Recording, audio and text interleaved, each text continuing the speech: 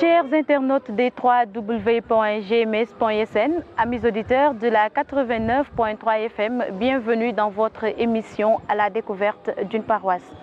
À la découverte d'une paroisse reçoit aujourd'hui le curé Jean-Baptiste Walter Manga, l'abbé Jean-Baptiste Walter Manga, curé de la paroisse Saint-Benoît de Néma, à l'occasion de la fête patronale de la paroisse qui porte le nom de Saint-Benoît. Curé, bonsoir. Bonsoir. Alors, nous allons fêter la Saint-Benoît ce dimanche. Pouvez-vous revenir un peu sur l'histoire de Saint-Benoît qui porte aujourd'hui, dont l'Église porte le nom? Le Saint Patron, Saint-Benoît, qui est notre Saint Patron, qui est fêté chaque année le 11 juillet. Évidemment, comme le 11 juillet, c'est cette année en pleine semaine, on a décalé pour fêter au niveau de la paroisse Saint-Benoît le 15 juillet, c'est-à-dire donc dimanche. Alors, Saint-Benoît est un grand saint dans l'Église catholique. Alors, c'est quelqu'un qui a eu une expérience de vie, d'abord en ville, à l'Italie, et puis il s'est rendu compte que il était étudiant et tout ça, et que cette vie ne pouvait pas lui permettre de s'épanouir, de se sauver. C'est comme ça qu'il s'est retiré pour vivre une vie d'étude de la parole de Dieu, de découverte de la parole de Dieu, une vie retirée. Et il sera à l'origine de ce qu'on appelle aujourd'hui les moines bénédictins. Voilà. Donc Saint-Benoît va mettre en place une règle qui va permettre de s'isoler pour se consacrer à la contemplation du Seigneur et puis la prière pour le monde. Se retirer du monde pour prier pour le monde. Voilà. Alors, chaque saint, on invoque chaque saint dans certains moments. Alors, Saint-Benoît, à quel moment on peut l'invoquer? Et il est le saint patron de qui en fait? Voilà, Saint-Benoît est souvent évoqué par les exorcistes qui travaillent avec la croix de Saint-Benoît. Peut-être que Saint-Benoît a lutté lui-même contre le malin, contre le diable. Toute forme de tentation pour le sortir du choix qu'il avait fait. Et même à l'intérieur des premières communautés monastiques qui se sont regroupées autour de lui, il a été à plusieurs reprises victime de tentatives d'assassinat ou d'empoisonnement. Et chaque fois, c'est la prière qui lui a permis de s'en sortir. Voilà. Donc, on invoque les exorcistes, font souvent recours à lui dans leur travail d'exorcisme. Alors, on est aujourd'hui à l'église Saint-Benoît. Depuis quelle année l'église a été construite et depuis quand elle a été quand même inaugurée? Voilà. Alors, cette église est un peu l'aboutissement d'un projet qui était celui de Monseigneur Prosper Dotz, qui était évêque de Ziguinchor dans les années 50 et début des années 60, et qui se préoccupait de la formation professionnelle. Donc à la base, cette paroisse avait pour vocation de former les jeunes de Casamance au métier, notamment au métier de l'imprimerie, au métier de la serrurerie, etc. Tout ça. Et c'est comme ça qu'il s'est rendu en France pour chercher des bras pour ce projet.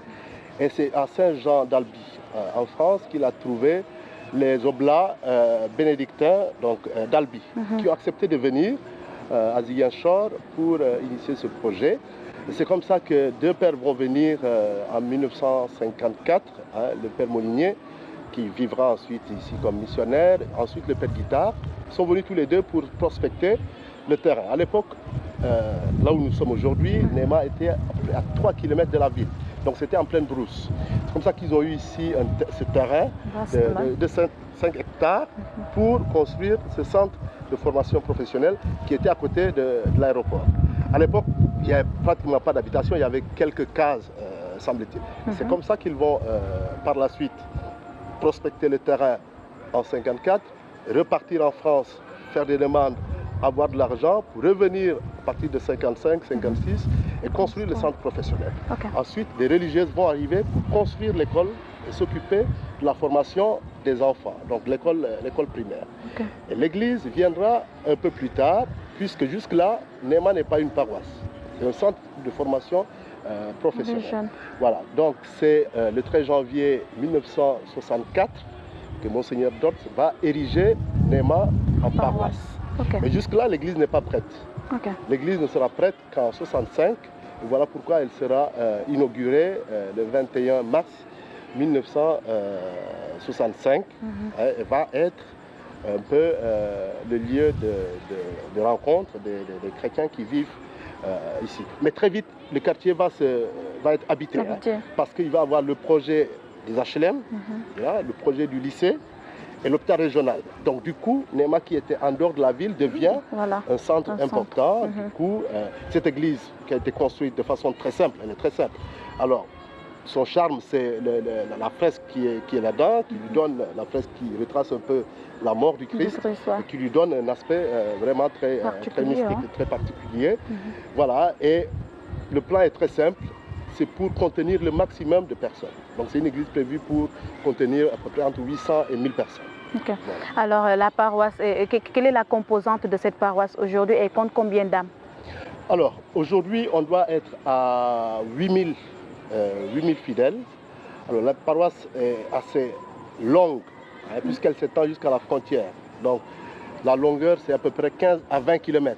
La largeur, c'est à peu près 2 à 3 km, puisqu'on est frontalier avec la cathédrale au nord, avec la paroisse de Lindiane à l'ouest, la paroisse de Tilen à l'est, la paroisse de Mandina aussi à l'est, et la paroisse de San Domingo, donc on est en Guinée-Bissau, au sud. Voilà. Alors, il y a à peu près 8000 âmes, et donc s'étend jusqu'à la frontière. Alors, Abbé Jean-Baptiste, on sait que l'Église a ses composantes. Est-ce que vous pouvez revenir sur ces composantes et chaque composante, sa particularité et l'importance qu'elle a dans la vie de l'Église? Oui, tout à fait. Je partirai d'abord de la géographie paroissiale, c'est-à-dire ce qu'on appelle les communautés ecclésiales de base. Voilà. Puisque chaque chrétien, là où il habite avec d'autres chrétiens, et cet ensemble-là forme ce qu'on appelle une communauté ecclésiale de base, une CEB. Nous en avons 11. Il y a au sud, donc du côté de Mpak, Brofai, Katouré, la CEB, la communauté ecclésiale de base, Saint-Isidore. Ensuite, on a la CEB de Kenya, la CEB de Castor, la CEB de Néma 2, la CEB de Jean-Pierre Campal, ici en ville, la CEB de Saint-Joachim, Château d'Eau, la CEB de Saint-Jean-Paul II des HLM, la CEB de Jean Bermas à Grand Yoff, la CEB de César Diatta du côté de voilà, Yamaton, Grand Dakar, et la CEB de Saint-François d'Assise, la cité Biagui. Voilà, et donc ce sont les 11 CEB qui forment la paroisse. Et donc à la tête de chaque communauté ecclésiale de base, il y a un responsable de secteur qui s'occupe du lien entre la paroisse et les fidèles qui vivent dans cette zone. Alors, après cette configuration géographique, il y a une autre configuration, soit en fonction de l'appartenance, selon qu'on est femme ou homme. Il y a l'association des femmes catholiques de la paroisse qui porte le nom de Sainte-Anne, l'association Sainte-Anne, qui est une association très dynamique au sein de la paroisse, qui mène beaucoup d'activités au niveau de la paroisse et qui nous soutient vraiment en termes de pastoral. Voilà. Il y a les femmes catholiques, mais il n'y a pas encore les hommes catholiques.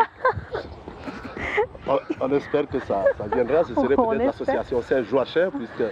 Il y a Anne Joachim. Ok. Voilà. Sinon, il y a les autres mouvements. Donc, il y a les jeunes, tous les jeunes de la paroisse, qu'on appelle la CPJ, qui regroupe tous les jeunes de la paroisse. Il y a à l'intérieur les mouvements, il y a les scouts, il y a les CVAV, il y a les enfants de chœur qui sont très nombreux ici. On en a une cinquantaine sur la paroisse. Ils s'activent dans quoi, les enfants de chœur? Ils s'activent dans la liturgie. Les enfants de chœur, c'est pour le service de l'autel, donc c'est pour le service de la messe, c'est pour la beauté de la liturgie, puisque la liturgie, c'est vraiment le cœur de notre foi. Maintenant, ils s'organisent en dehors de l'église pour parfois avoir un petit fonds qui leur permet de répondre à des besoins. C'est eux-mêmes qui s'achètent leurs œuvres. C'est eux qui achètent l'encens pour la messe. Donc ils font pas mal d'activités comme ça qui leur permettent de participer financièrement même à la beauté de la liturgie. Et qui doit être un enfant de chœur en fait? N'importe quel jeune, qu'il soit garçon ou fille, qui désire être enfant de chœur, il peut l'être. Et l'âge? Alors, l'âge varie. Il y en a de plus jeunes, donc à peu près entre 6 ou 7 ans. Okay. Il y en a qui sont plus âgés, il y en a de 20 ou 25 ans. Okay. Donc on est en pratique servant d'hôtel jusqu'à un certain âge. Okay. Et ils nous sont vraiment de très grande utilité, surtout en semaine, quand on a des obsèques et tout ça, c'est eux qui sont là pour mettre tout en place. Et ça nous facilite vraiment le travail. Alors, quelle est la place que la jeunesse catholique occupe dans l'église, dans la paroisse? Alors, on a la chance ici à Néma que la jeunesse est très engagée. Alors, ce qui fait que la plupart des activités de la paroisse, c'est eux qui les mènent, qui les organisent en termes d'animation, en termes de participation aux grands événements diocésains. J'ai vu par exemple des événements, le JMJ par exemple, la Journée mondiale de la jeunesse, qui s'organisent dans d'autres paroisses. Et on fait la demande à ceux de Néma de porter main forte à ceux qui organisent. Voilà, tout ce qui est nettoyage de l'espace de l'église, participation à des projets de réhabilitation et tout ça, c'est les jeunes qui s'en occupent. On va fêter la fête patronale. Quel est le programme? Qu'est-ce qui est prévu? Voilà. Alors, la fête a commencé à notre niveau il y a à peu près un mois, parce qu'on a initié le parcours de la statue de Saint-Benoît qui est dans l'église, qui fait le tour des CEB. Donc, elle est en train de faire le tour des CEB et va finir le dimanche avec la fête. Donc, c'est déjà une façon de tracer la carte de la paroisse à partir de notre saint patron qui est Saint-Benoît. Puisque quand elle arrive dans un secteur, la communauté se rassemble pendant tout le temps qu'elle y est, à peu près 3 jours pour prier. Et au dernier jour, on dit une messe sur place avant de passer à une autre CEB. Et donc ça a été vraiment depuis un mois un temps de prière en CEB avant que ce soit la prière pour tous le 15. Alors, à partir de la semaine dernière, nous avons commencé une neuvaine Saint-Benoît qui a fini le 11, le jour de la fête de Saint-Benoît. Donc la première étape, ça a été la prière. Ce soir, il y aura, ce soir vendredi, à la veille de prière, dans l'église à 21h. Et demain, il y a un tournoi de foot pour les jeunes. Et le soir, il y a un documentaire qu'on va projeter sur la réconciliation, le sacrement de réconciliation qui est important pour tous les fidèles chrétiens. Et dimanche, ça va être la messe solennelle qui va être présidée par notre évêque, Monseigneur Paul Abel Mamba, avec tous les paroissiens de Saint-Benoît. Et après la prière, nous allons procéder à un reboisement de la cour de l'église, puisque cette paroisse a fêté 50 ans en 2014. Et la plupart des arbres que vous voyez ont cet âge-là, 50 ans. Maintenant, c'est le moment de les renouveler pour que ceux qui fêteront les 100 ans se disent « Ah, aux 50 ans, ils avaient planté des arbres que nous sommes en train de garder maintenant. » Donc après ce reboisement, ça va être la partie festive que nous aurons sous les manguiers à l'aumônerie, où toute la communauté va se retrouver pour partager le repas et danser jusqu'au soir. Alors revenons encore sur les composantes de la paroisse Saint-Benoît. Nous avons les sœurs du Saint-Cœur de Marie à côté. Quel est le rôle qu'elles jouent dans cette paroisse? Voilà. Alors, les sœurs ont un rôle dès le départ, dès la jeunesse de la paroisse, un rôle dans l'éducation. Donc les sœurs sont là comme une présence féminine pour la pastorale. Donc elles sont dans l'enseignement. Elles sont aussi, par exemple, dans la visite aux malades, à la communion aux malades, parce que nous avons beaucoup de malades dans la paroisse. Évidemment, il y a une bonne génération qui est vieillissante et du coup, ces gens ont besoin de visites régulières. Et nous avons aussi la chance d'avoir sur cette paroisse les 2 hôpitaux les plus importants, l'hôpital régional et l'hôpital de la Paix. Et donc, en termes d'aumônerie des hôpitaux, nous avons beaucoup de travail. Et ce travail, nous le faisons avec les sœurs. Alors, sur la paroisse, on a 2 communautés religieuses, celles qui sont ici à Néma, qui sont du Saint-Cœur de Marie, et les sœurs qui sont à Kenya, qui sont de Jésus serviteur. Alors, les enfants, il y a la catéchèse, il y a les mouvements d'action catholiques. Quel est le rôle que les enfants ont, quelle est la place qu'ils ont dans l'église, je dirais, pour ne pas dire seulement dans la paroisse? Voilà. Alors évidemment, les enfants sont un peu comme une pépinière au niveau de la paroisse. S'ils sont formés, c'est pour demain, quand ils seront adultes, occuper les places qu'il faut pour répondre à leur appel, pour répondre à leur vocation. Ainsi, il y a tout ce qui est mis en place comme dispositif, que ce soit pour l'enseignement religieux à travers la catéchèse. Nous avons une cinquantaine de catéchistes sur la paroisse et donc chaque année, on a près d'une centaine de jeunes qui accèdent au sacrement. Donc ça, c'est pour la catéchèse. Et il y a aussi les mouvements d'action catholique, que le scoutisme, ou voilà, les cœurs voyants envoyantes, qui forment les enfants de la paroisse à une vie chrétienne engagée dans la société. Voilà. Donc, c'est un peu la prunelle de nos yeux. Alors, vous parlez tout à l'heure de l'engagement des jeunes. Est-ce qu'aujourd'hui, la jeunesse, les jeunes catholiques sont engagés dans la vie de leur paroisse? Ici, à Néma, je peux dire que oui. Bon, c'est rêver de croire que tous les jeunes vont être engagés de la même manière, peut-être pas. Mais nous avons un noyau assez important de jeunes qui sont très engagés et que quand on fait appel à eux, ils sont là, ils répondent à nos appels. Que ce soit pour la prière ou pour les activités. Vous allez voir ce soir, on va dire veillée de prière, ils vont être tous là. Il y a quelques mois, en mars dernier, quand Monseigneur était là pour la visite pastorale, les jeunes ont répondu massivement à l'appel. Ils ont pu discuter avec l'évêque pour lui dire un peu quelles étaient leurs préoccupations et de l'écouter aussi. Et la chorale, quelle est sa place?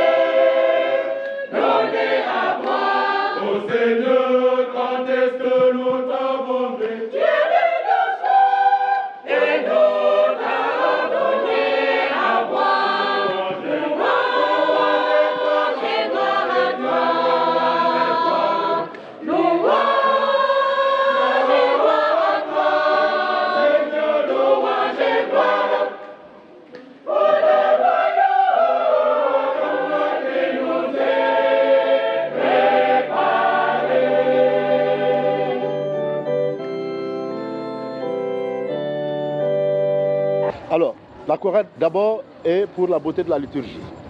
Donc, du coup, elle dit tout à l'heure, la liturgie c'est l'essentiel dans la vie paroissiale. Donc, la chorale participe à l'animation et à la beauté de la liturgie. Nous en avons trois essentiellement. Il y a la chorale des petits-enfants, il y a la chorale Mère Teresa et celle qu'on appelle la grande chorale. Ils se répartissent l'animation des messes. Voilà, la grande chorale anime les messes du dimanche matin, messe de 8 h. La chorale Mère Teresa anime la messe prédominicale et la chorale des petits-enfants anime les messes de 10 h, la messe des enfants. Alors nous avons aussi un chœur qui est en gestation, qui est déjà qui se forme depuis l'année dernière, qui s'appelle le chœur King David. Le roi David, qui était un grand musicien, voilà, ce chœur devra participer à l'animation de la liturgie prochainement. Et il y a enfin le groupe charismatique, qui ont aussi leur ministère chant et qui anime régulièrement depuis l'année dernière les messes de 18 h le dimanche que nous avons initiées l'année dernière. Alors, en tant que curé de la paroisse Saint-Benoît de Néma, vous avez combien de prêtres dans votre paroisse? Alors, l'équipe des prêtres, on est au nombre de 5 qui sont résidents ici à Néma et un qui n'est pas résident mais qui travaille avec nous, c'est l'abbé de Monsagna, qui s'occupe de la fondation de la paroisse Saint-Thomas d'Aquin. Puisque dans quelques années, cette paroisse va être scindée en deux à cause de l'évolution de la ville au sud depuis la création de l'université à Sansec.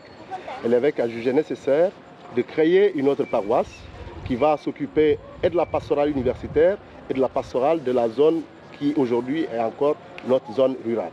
Voilà, donc nous sommes 6 prêtres qui nous occupons de ces communautés ici. Alors, on sait que vous avez des projets dans votre paroisse. L'année dernière, nous avons assisté à l'ouverture de l'église de Katouré. Alors, pouvez-vous revenir un peu sur ces projets, les projets qui sont déjà quand même réalisés et ceux qui sont en cours? Voilà. Alors, les projets réalisés, c'était la préoccupation depuis 2 ans c'est la réhabilitation des chapelles de la zone rurale. Il s'agit essentiellement de chapelle de Katouré qui est restée fermée pendant plus de 20 ans, la chapelle de Pâques qui a été dégradée pendant le conflit, la chapelle de Brofai qui est en très mauvais état, celle de Kenya qui est devenue très petite vu l'affluence des fidèles le dimanche. Alors, et pendant 2 ans, on a travaillé à organiser la kermesse paroissiale, à récolter des fonds. On a été aussi tous soutenus par des bienfaiteurs pour réhabiliter ces chapelles-là.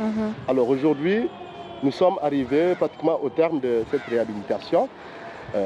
Pour vous donner l'exemple, une chapelle comme celle de Mpac nous a coûté plus de 2 millions pour la réhabiliter entièrement parce qu'il fallait tout reprendre et puis la rendre belle pour que les liturgies soient aussi belles. Alors cette année, nous nous sommes engagés sur un autre projet qui est celui de la réhabilitation de l'école Saint-Benoît qui est là. Puisque l'école Saint-Benoît fait partie du projet de base de cette paroisse. Il dit que l'école a commencé ici avant même la construction de l'église. Et qu'aujourd'hui, on ne doit pas regarder cette école disparaître parce que si elle disparaît, c'est un pan de la pastorale de Néma qui va disparaître. Donc nous allons participer à la réhabilitation de cette école et à l'appui de la catéchèse, puisque les catéchistes sont nombreux, je l'ai dit tout à l'heure, mais ils n'ont pas suffisamment les moyens pour faire leur travail. Voilà, c'est sur ce projet que nous sommes cette année et sans doute aussi l'année prochaine. On a d'autres qui sont dans les tiroirs, notamment la construction d'une grotte dans la cour de l'église. Il y a le presbytère qui est en chantier depuis plus d'une dizaine d'années. On a pour l'instant stoppé le chantier en attendant de voir un peu plus clair. Donc, il y a beaucoup de chantiers et les moyens suivent petit à petit. On va y aller mollo mollo. Alors, on ne peut pas parler de la paroisse Saint-Benoît de Néma sans automatiquement penser à l'aumônerie de Néma. Mais attends, est-ce qu'elle est toujours fonctionnelle? C'était quoi son sens, l'objectif de cette aumônerie? Voilà, alors l'aumônerie a été créée par l'abbé Marc Diatta, qui était prêtre ici à Néma, qui était vicaire ici, qui a été directeur de l'imprimerie. C'était pour venir en aide aux jeunes qui étaient dans les écoles, qui avaient des problèmes pour se restaurer. Et donc cet espace a été créé pour leur permettre de se restaurer et de partir. Ensuite, le projet a un peu piétiné par la suite. Et depuis 2015, on a voulu redonner du tonus à cet espace-là. On n'a pas repris comme tel le projet de base de cantine scolaire, même si c'est dans notre tête, à l'avenir, on pourrait en faire une cantine scolaire. Mais actuellement, on en a fait un cadre de rencontres de tout genre. Des rencontres paroissiales ou des rencontres de gens d'ailleurs qui veulent se retrouver, puisqu'on n'a pas un cadre comme ça ici à Ziguinchor. On est sous les manguiers, on est très à l'aise. Et donc, c'est un cadre où on peut se retrouver, échanger avec un confort qu'on n'a pas nécessairement ailleurs. Voilà, donc aujourd'hui, nous travaillons à réhabiliter l'aumônerie, à y mettre la restauration, pour que les gens puissent s'y restaurer, et que ça rapporte des fonds aussi pour la paroisse. Parce qu'une paroisse, il faut des moyens pour la faire tourner. Il faut payer les factures d'électricité, etc. Tout ça. C'est des petites entrées comme ça qui permettent de gérer tous ces besoins matériels de la paroisse. Alors j'allais même vous demander comment les prêtres vivent-ils, de quoi vivent-ils en fait? Alors les prêtres, évidemment, ne sont pas salariés, ils vivent essentiellement des dons de leur paroisse. Ici à Néma, par exemple, nous vivons des demandes de messe. Les fidèles demandent compris à des intentions particulières. C'est ce qui nous fait essentiellement vivre. Et une partie du denier de culte, parce qu'un tiers du denier de culte reste à la paroisse et les 2 autres vont au diocèse. Voilà. Donc c'est essentiellement avec ces moyens-là que les prêtres vivent. Donc si les prêtres vivent ici, c'est grâce à leurs paroissiens. Les paroissiens qui nourrissent ces prêtres. Exactement. En parlant du denier de culte, c'est quoi en fait? Est-ce une obligation pour le fidèle chrétien ou juste que le chrétien doit donner parce qu'il doit donner s'il veut en fait donner? Voilà. Alors, c'est que pour le denier de culte, on est là dans un système un peu hérité de la tradition française. Parce qu'ailleurs, dans d'autres pays, par exemple en Allemagne, ceux qui travaillent, il y a déjà un prélèvement pour le culte. Voilà. Donc il n'y a pas à dire je veux donner ou pas. Voilà. Alors en France, on en a fait un choix. Tu peux donner ou tu peux ne pas donner. Voilà. Mais je pense que c'est une obligation morale pour tout fidèle de participer à la vie matérielle de son église. Puisque, comme je l'ai dit, pour que les prêtres puissent faire le travail, il faut qu'ils aient des moyens. Et pour qu'ils aient des moyens, c'est les fidèles. Surtout qu'ils sont trop sollicités aussi, les prêtres. Parce que les gens, ici on est par exemple à 15 km d'un parc. Il faut aller dire la messe en Pâques, il faut aller célébrer des obsèques en Pâques. Et pour y aller, il faut bien se déplacer. Pour se déplacer, il faut des moyens. Qui donne ces moyens? C'est les paroissiens qui donnent ces moyens. Et ce n'est pas le denier de culte que voilà, ce travail peut être fait. Mais est-ce que les fidèles est-ce qu'ils sont informés, est-ce qu'ils sont sensibilisés en fait dans ce sens? Alors, on essaie chaque année de sensibiliser, de rappeler. Hein, il ne faut pas se lasser de rappeler. C'est vrai que ce n'est pas évident, mais c'est un peu comme un impôt. Les gens, ils comprennent bien que quand tu es dans un pays, tu payes l'impôt, c'est normal. Et que si tu ne payes pas l'impôt, il y a des sanctions. Bon. Le denier de culte, c'est aussi un impôt. Bon, ici, on n'a pas encore pris des actions, mais on pourrait éventuellement prendre des sanctions. Prendre des sanctions, bon, ça sera un peu compliqué pour motiver. Ok. Alors, je disais que Saint-Benoît, c'est le saint patron des moines, c'est le saint patron des malades ou des travailleurs. Et le COP, c'est un patron de l'Europe, hein, donc de l'Europe, de l'Occident chrétien. Et c'est vraiment un grand saint qui est très vénéré dans l'Église. Et moi-même, je constate au sein de cette paroisse que les fidèles sont très attachés à leur saint patron. Ils le prient beaucoup. J'ai vu, pendant que la statue de Saint-Benoît est en train de faire le tour de CEB, la mobilisation des gens autour de leur saint patron pour lui exprimer ce qu'ils portent dans le fond de leur cœur. Et je pense qu'ils croient fermement que leur saint patron les écoute et puis intercède pour eux. Alors, abbé Jean-Baptiste Walter Manga, curé de la paroisse Saint-Benoît de Néma, quel est le dernier mot? Quel appel lancez-vous à vos fidèles chrétiens? Alors, le dernier mot, c'est de dire que nous sommes là dans une paroisse en gestation, qui porte un bébé. Et ce bébé, c'est la paroisse Saint-Thomas d'Aquin, qui est la paroisse universitaire à Kenya. Et que, voilà, nous sommes en train de vivre ce que ceux qui ont été ici avant nous n'ont pas vécu. Et que ceux qui viendront après nous ne vivront pas. J'ai parlé tout à l'heure de reboisement. Ça va dans cet esprit-là, puisque chaque secteur aura son arbre ici.